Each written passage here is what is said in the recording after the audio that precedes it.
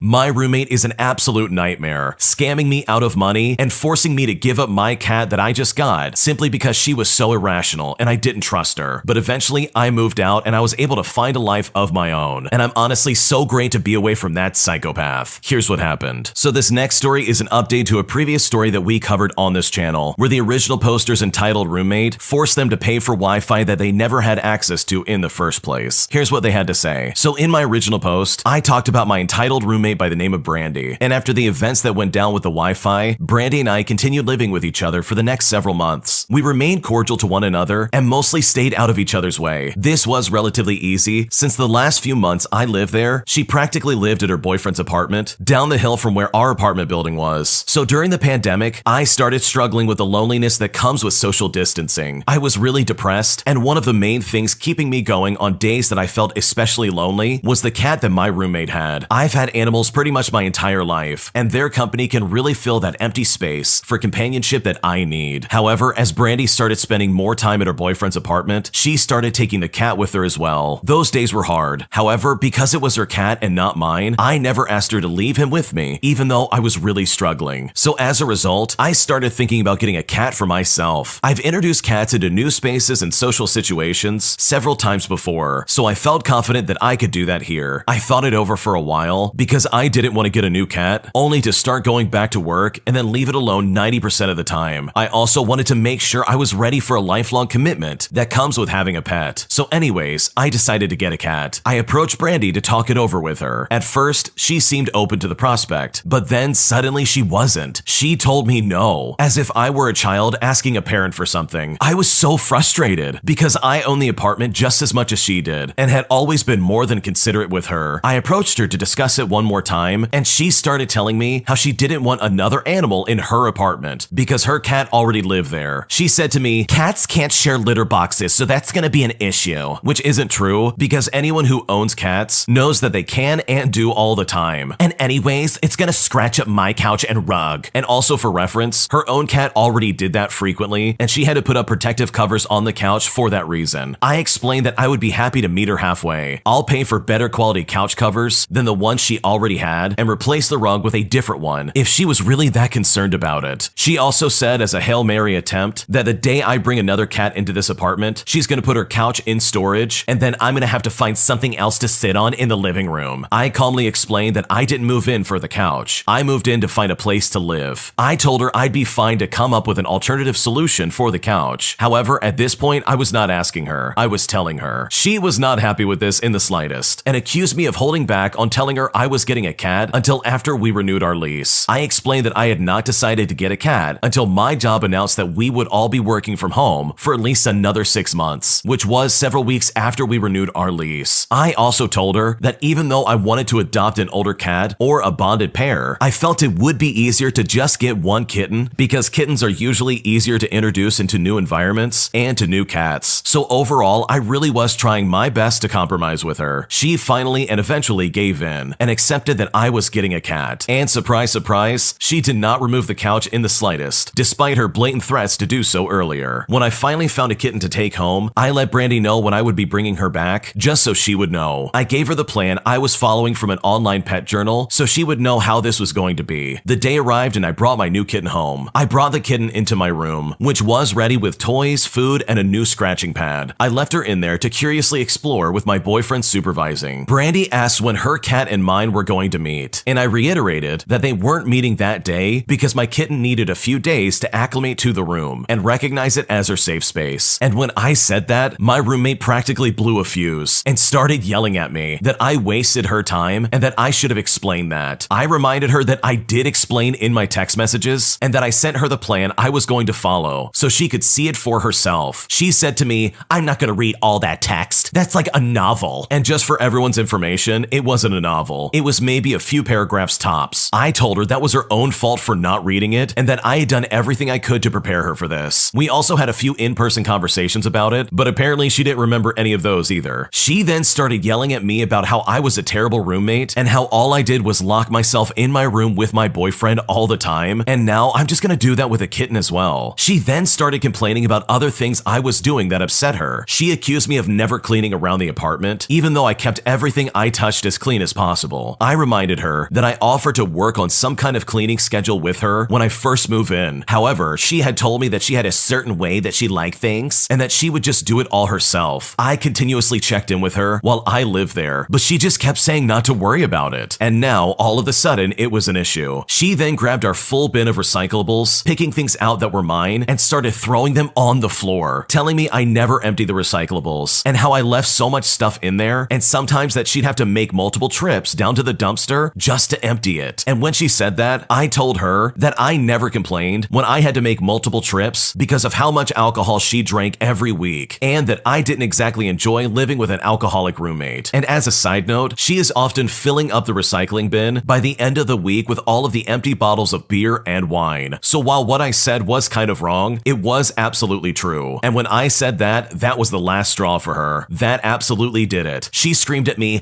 "I want you out of my apartment now!" But I reminded her that I live here too, and she couldn't just kick me out. I told her she treated me like a house guest and not a roommate. We yelled back and forth some more before she finally left the apartment and I went back to my room. I burst into tears, and my boyfriend comforted me after the fight. I no longer felt safe or responsible having a new kitten in the apartment. And to be honest, I wasn't sure if Brandy could kick me out or not. I had never co-signed a lease with someone before. I thought about it all and talked it over with my boyfriend for the next several hours, and I ended up taking the kitten back to the home that we had gotten her from. And you know what? I cried the entire way there. I said my goodbyes, and I gave them the pet carrier I brought to transport her in, so she'd have something familiar to go home in when someone else took her home. I cried for the next few days. She was such a sweet kitten, and I wish that I could have gotten to know her, but I'm sure she ended up in a much better living situation. I eventually installed a doorknob with a lock and key in my room that weekend and was the only person with a key. I no longer felt safe in my own apartment unless my door was locked. I spent almost all my time in my bedroom when I wasn't working at the desk, in the public space in our dining and living room area. If she was at the apartment, I would usually be at my boyfriend's. Finally, I called the apartment complex and asked if Brandy was actually able to remove me from the lease like she threatened to do. They confirmed that we co-signed together, meaning that neither of us could kick the other one out. So at least I still had a place to live. She started being more cold and passive aggressive. Her next thing was demanding that I pay my half of the security deposit. When I moved in, I asked immediately what my half was, and she said to me, "I'm probably not getting the security deposit back for this place, so just don't worry about it." But now, ever since we had a falling out, she was insisting. So I told her that I would only give it to our apartment complex because I didn't trust her to not keep the money out of spite, especially considering how she lied to me at one point and had me pay for Wi-Fi that I never had access to in the first place. She kept insisting that I pay her, but I held my ground, and eventually she gave up. Now, I wasn't destructive when I lived there. If anything, her cat was way more likely to destroy something than I was. He would frequently eat food that I left unsupervised for less than 10 minutes. This cat has also torn lampshades and had even torn down a canopy that I had installed over my bed twice. She never reimbursed me for any of the damages, by the way, that he did to my property, saying to me, "I told you I was getting a cat when moving in. It's your responsibility because you knew this would happen." So yeah, Brandy was a real peach overall. Finally, I found out that since I was only a co-lease, I could leave whenever I wanted without being penalized for it financially from the apartment complex. My boyfriend then asked me if I would get an apartment with him, and so I agreed. We started looking for places and eventually found somewhere with decent space for the two of us. The first apartment that we wanted wasn't ready until the second week of the following month, so we went with a better option that compromised for everyone. There was another unit that was available the third week of the month that we were in, meaning I would be leaving earlier than I expected. However, it would be easier for Brandy, who was already planning on moving her boyfriend in that same week. I decided not to ask for reimbursement for the fourth week of rent because I figured that would be petty. Despite everything that had happened, I just wanted to leave as peacefully as possible and put the whole thing behind me. We got approved for the apartment and began making plans to move. However, do you think it was easy? No, of course not. Brandy was an absolute menace to live with. The last month that I lived there was during a heat wave, and the air conditioning worked well in the rest of the apartment, but just not in my room. Maintenance came over multiple times and kept telling me it was fine, but I couldn't cool down my room without keeping the AC on high. This was absolutely my fault, and I ran up the gas bill very high that month, like 2 times what we normally spent. Brandy sent me a text with a bill and was furious. I apologized and I took full responsibility for it. However, she said that because she had spent most of the past month at her boyfriend's apartment, I should have to pay the full bill. And at this point, I just lost it. I had put up with this woman's temper tantrums for a full year and was not about to pay 4 times what I normally paid simply because because she was acting like a Karen demanding a free 4-course meal, all because her dish wasn't hot enough. I finally put my foot down and I told her no. I told her I would gladly pay for the difference in cost. However, she didn't get a free pass on utilities simply because she decided to live at her boyfriend's apartment for a month. I mean, what do you want me to do next? Do you want me to pay for the full rent of the apartment? She told me I was being very unreasonable and that the day I moved out, she would send me one final itemized payment request on Venmo for the full amount of the gas bill, plus all the other utilities and the cost of rent. I sent back to her and said, okay, since we're penny pinching, if you do that, I will send you back the amount you requested minus the 4 months of Wi-Fi you wrongfully charged me for and never paid me back, and the last week of rent I won't be living in for the apartment, and I will itemize it so you can see everything. When I said that, she did not take that well. She told me that was unnecessary, and I added that I picked an earlier week to accommodate her stupid boyfriend's move-in date. If she was going to be petty about the entire thing, so was I. Now, after that, we didn't speak, not even the day that I moved. Some friends and I packed everything up, stuck it in the truck, and were moved into our new place by nightfall. The next morning, I received the fated invoice request from Brandy and breathed a sigh of relief. She only requested my half of utilities, including the gas bill, and then deducted the cost of Wi-Fi and my last week of rent. I had finally won. But that's not the end, as there is one more little happy ending here. A few weeks prior to the move, a friend of mine got me in touch with a lady who ran a shelter from her home for feral cats and kittens. I offered to donate the toys and food that I bought for the kitten that I originally brought home because it made me so sad to look at them. I ended up donating some extra litter and some food as well because I really love cats. When I went to drop them off, she introduced me to a feral mom cat who had just had a litter of kittens. She offered to let me meet them and I said yes. She put the runt of the litter into my arms, who proceeded to crawl on my arm and play with my hair, and I was in love instantly. 2 months later, my boyfriend and I brought home this kitten and her brother over to our apartment and into their forever home. And ever since then, we've been spoiling them with nonstop love and affection. My boyfriend and I are so happy together in our new home. He kind of saved me by suggesting that we move in together, and I couldn't be more grateful. I love him, I love our cats, and I love my life so much now. It was honestly kind of emotional writing this whole thing out, as it was such a traumatic experience dealing with Brandy, but I'm so happy where my life is right now. I haven't spoken with Brandy since I moved out, and honestly, I don't care to. I hope for her sake, she's well and grew up, because dear God Almighty, she definitely needs to. Wow, what an experience. Brandy sounds like an absolute nightmare of a roommate, and she seriously needs an attitude adjustment. I mean, the red flags are just all over the place with this lady. She scammed you out of money for your Wi-Fi, she forced you to give up your cat simply because she was so irrational, and she tried to make you pay for the entirety of the utilities, all because she practically moved to her boyfriend's apartment for a month. Like seriously, that lady's crazy. So good for you for getting away from that crazy lady. And it's really cool to see that your new life is so rewarding. If you like Am I the Jerk, you're probably going to love Am I the Genius. Check it out, link down below in the description. My mother is trying to compete with my mother-in-law in being the only grandma in my son's life, and it's honestly obnoxious and I really don't know what to do. So this begins as me and my girlfriend have just had a baby. After some serious pregnancy complications, they had to bring our son 6 weeks early into this world. We spent a night in the hospital, then doctors needed to perform a C-section within the hour, otherwise she and the baby could possibly pass away. I immediately phoned my mother-in-law. My girlfriend wanted me and her mom as birthing partners anyway, and naturally she was worried about her daughter. My stepdad rushed my mother-in-law down, and the two of us rushed into the theater where our beautiful boy was born. He was rushed to intensive care, in which I went with, and my girlfriend was then rushed for further care, to which my mom accompanied her. This is where my entitled mother comes into the picture. She wanted to come down and visit my girlfriend and baby, and I broke it to her that there are no visitors allowed at the moment. They had just both gone through a lot, and they could not have anyone in the room. And this is right about the time that my mother starts to kick it off by saying that she's a grandma too, and she feels underappreciated and used by us. Meanwhile, I'm in the hospital, and my son is hooked up to oxygen, as well as tubes, wires, and medication. And my girlfriend was nearly in the same identical situation. And my selfish mother was complaining that she wasn't there, but my mother-in-law was. I'm sorry, but her mother nearly lost her daughter. Of course she's going to be there. Plus, my mother simply was not allowed on the hospital ward anyways, due to rules and restrictions. But she would not accept that. The following day, she was allowed to come and see my girlfriend and the baby. She came in absolutely livid that my mother-in-law was there again. Not to her face, but kicking it off with me me in private. But when she saw how poorly our baby was, she burst into tears and realized he wasn't doing well. She said that she didn't realize how small and poor he was. After a few days, he massively recovered and started getting the majority of the wires and tubes removed. We took my mother a few times to meet him, where she got to hold him and spend time with him. My mother-in-law was working during the week, so she didn't get to see him until the weekend. I took her at the weekend, where my parents also came to visit. This was also the first time that my mother-in-law had got to hold him, and yet here comes my mother as she comes around and takes him away for cuddles. Despite seeing him multiple times in the week, mind you, my girlfriend and her mom didn't complain, but I apologized when I took my mother-in-law home that evening. Thankfully, she said it was fine, but I didn't feel like it was. My mom seemed to calm down, and then today she was helping me prepare the bedroom for the baby coming home, and that's when she saw the coat that my mother-in-law had bought for the baby. And what does my mom do in a situation like this? Well, of course, she accuses her of stealing it. Now, I have no idea where that came from, but apparently my mom felt the shop that it came from was too expensive for her mom to shop at. So at that point, I shut it straight down, and I told her to pack it in. She then pulled a receipt out of the pocket that thankfully was for the coat. With all things considered, I just don't understand why she's so jealous and against my mother-in-law, but she needs to figure it out right away, because it honestly feels like she wants to be the only grandmother in my baby's life. Yeah, your mom is acting crazy. There's no reason to act like that to your mother-in-law, and you would think that both of them would be happy about the situation, but instead your mom is spoiling the mood altogether. So hopefully she figures that out, and hopefully she doesn't turn into this massive nuisance to the family, because that attitude is definitely not going to help anybody out involved, and she seriously better figure that out, or else she's going to burn some bridges in the process. I really dislike the way my wife talks to her employees, and it really bothers me, and I don't know what to do. So my wife and I both work from home on most days. We are in separate rooms, but I overhear her conversations. There are pretty thin walls. She's a manager with about 8 direct reports in several countries. She's been in this role for a couple of years. It was a big shift when she started, but it turns out that she really likes managing. I kind of worry that she likes the wrong things about it though. She fired somebody very soon after she took the job and has let some other people go since. She's been trying to fire an admittedly kind of bad employee for a few months now, but is disappointed to learn that the employee is protected by the laws of their country. Generally, I feel like my wife is really quick with the axe. I find that disappointing, especially since she knows firsthand what it's like to be fired. I've held her during times when she's been fired, and it breaks her heart. But honestly, the most troubling behavior came this week. This week, my wife discovered that a recently hired employee scheduled nearly a month off, starting for next week, and didn't notify their manager. That is obviously a very bad thing. So my wife called them up, and on their call, it became clear that the employee is struggling with multiple issues. They don't get along with their coworkers in country, and one of their family members is close to passing away. Now, from my perspective, I think a tactful approach would have acknowledged the employee's mistake, recognized that it was rooted in an understandable problem, and come up with some kind of remedy. But that's not what my wife did, by a long shot. Instead, she berated this employee, and this stretched for over 2 days of calls, both of which made the employee cry. She lit into the employee. She said to them, "I can help you, but you need to trust me." And as a side note, in some kind of sad way, it's always kind of funny to hear someone angrily demand trust, as if that's how it works, because you know what? It's not. At one point, by way of anecdote, she tried to tell the employee about a time that she helped another employee who was also having problems, but in doing so, I think she disclosed private information about the other employee's personal and professional life, which seems really bad. And at another point, she said to the employee, "Oh, so this is probably the last trip that you're going to be able to take with your family member, huh?" Which just seems like a horrible and tactless thing for a manager to say to an employee who's going through a rough patch, even if they're trying to do it from a good place. And throughout both conversations, she kept suggesting that the employee think long and hard about whether they want to be at this company, basically encouraging them to quit. That just felt horrible to me. From what I can tell, this person wants to do a good job, but my wife is acting like there's some kind of deceitful layabout trying to pull one over on her. Now, I think my concerns here are valid, but I have absolutely no idea if and how I should raise them to my wife, and how I could do this respectfully. I've brought up work things with her once before in 2021, and we got into a huge fight about it. Since then, I've just pretended not to hear anything. What should I do? I think you can express some kind of concern over what you've heard through the wall, but to make assumptions about the entirety of the situation without hearing it firsthand, as well as what she deals with on a daily basis, really would be the wrong play in my opinion. Because regardless of what you're hearing on the other line, you don't know the full story, even if it really does make it look like your wife is really being a jerk. So I wouldn't go jumping to any kind of conclusion, because that would be an awful thing to do. You could at least say, "Hey, are you okay? Is there something going on? Because I'm hearing things through your work that really sound disturbing, and I just want to see what's happening. Try and take a nice and gentle approach. That might be your best bet. But honestly, jumping to any kind of conclusion without conclusive evidence of what is or isn't happening really will only hurt your relationship in the long run. Thanks for watching. When you subscribe, make sure to hit the bell to turn on notifications so you never miss a video. To finish listening to all the stories, use the playlist at the top of the description. And if you like Am I the Jerk, you're probably going to love Am I the Genius. Check it out in the description below